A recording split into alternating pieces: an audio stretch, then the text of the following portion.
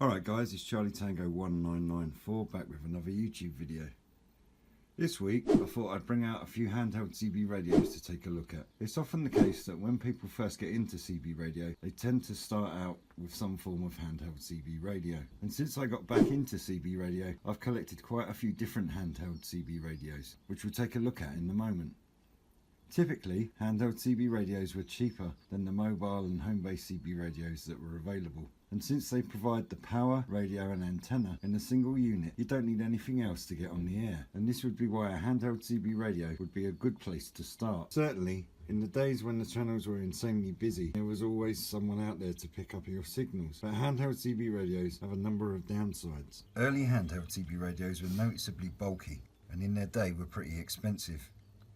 Cheaper 2 or 3 channel handheld CB radios were also popular as they tended to be smaller and more affordable. The limited number of channels did become a limiting factor, while the handheld CB radios which offered access to all 40 channels were more expensive and most still somewhat clumsy. Compared to PMR handhelds, which are much smaller than even more modern CB radios, as well as having a better range than on the 27 MHz band of the traditional CB radios, which is also prone to interference. PMR radios also operate on less power than CB radio, being just 1 watt when compared to the 4 watts of CB or 12 watts of SSB radio. Even with different types of handheld antenna, the range of handheld CB radios is much more limited when compared to home base or mobile stations. But as well as being fully integrated radios, as well as with the convenience and portability of CB radio, a handheld CB radio has lots of advantages. When CB radios were popular back in the 70s and 80s, you wouldn't have any problems picking up signals from nearby CBers, but the airwaves are generally quieter these days. So many people's experiences with handheld CB radios are poor,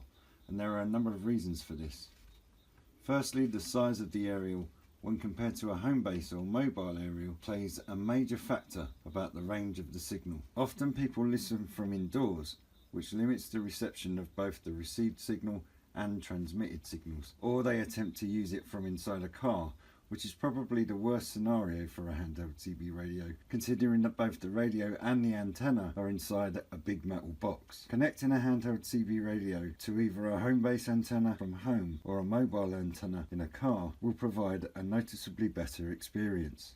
I'm planning to do a lot more portable DX activations this summer, and this time I thought I'd have a go at some more extreme locations, which may be some distance and some height from the nearest car park, and the weight of your backpack plays an important part on how easy it is to get to your final location. So with all the radio equipment and other kit you need to carry on a more extreme DX activation, weight quickly becomes a problem. When looking for the most portable and lightweight CB radio kit, undoubtedly a good quality handheld CB radio could be the ideal for a DX activation. In the case of a portable DX activation, we can easily connect a handheld CB radio to a T2LT on a roach pole. The other limitation of a handheld CB radio, especially the older ones, are that they're pretty bulky, and holding the whole radio up to your face, it would be much better if it had a separate microphone. Since we're going to be outside in the elements during a portable DX activation, there's a lot of wind noise and possibly worse weather conditions.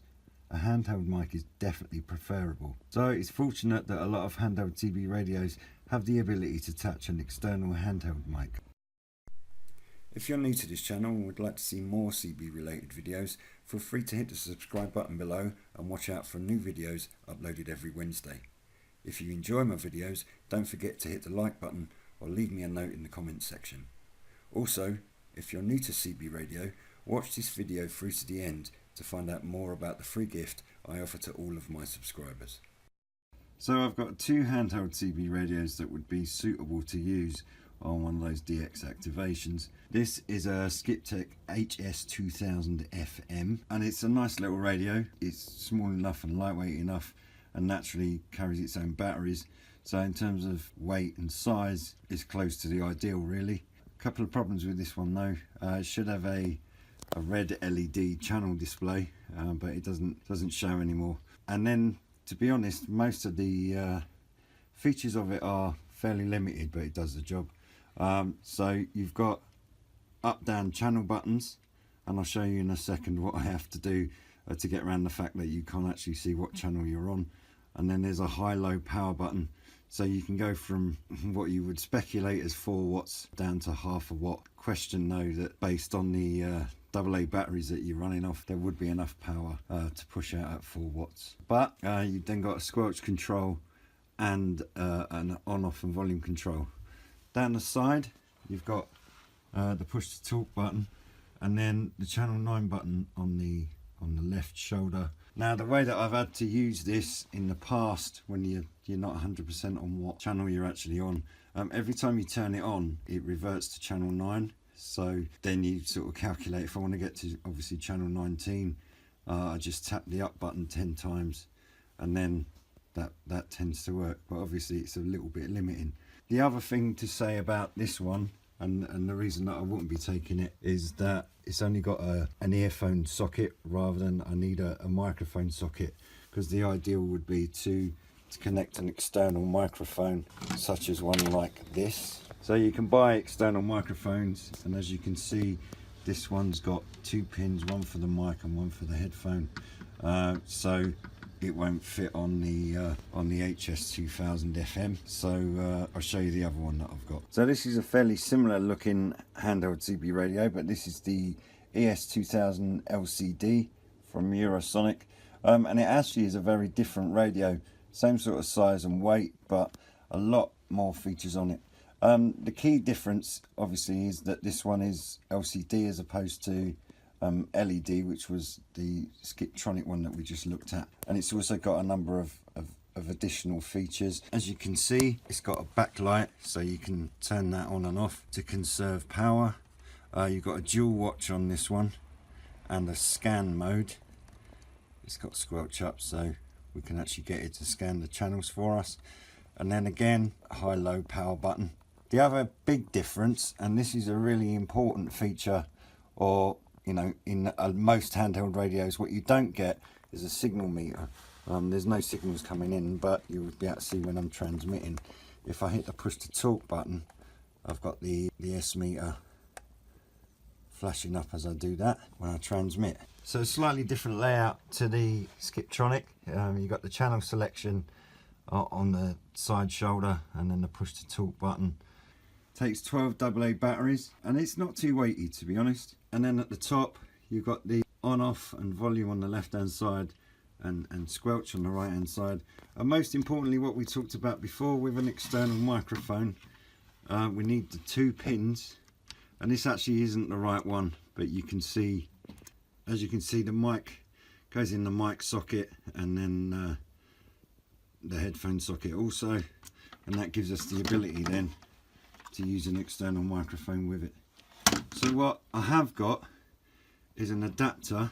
I haven't actually been able to find it today to show you on the video, but you've got a BNC connector there.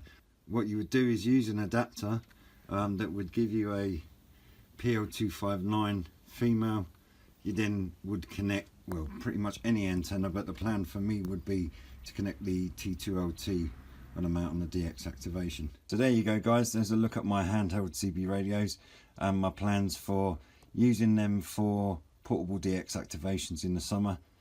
As before, if you like the video, please hit the like button, leave a comment, let me know what you think about these Handheld CB radios. Let me know if you've ever owned a Handheld CB radio and what you thought of it. Please hit the subscribe button if you haven't already, and I'll see you in another YouTube video soon.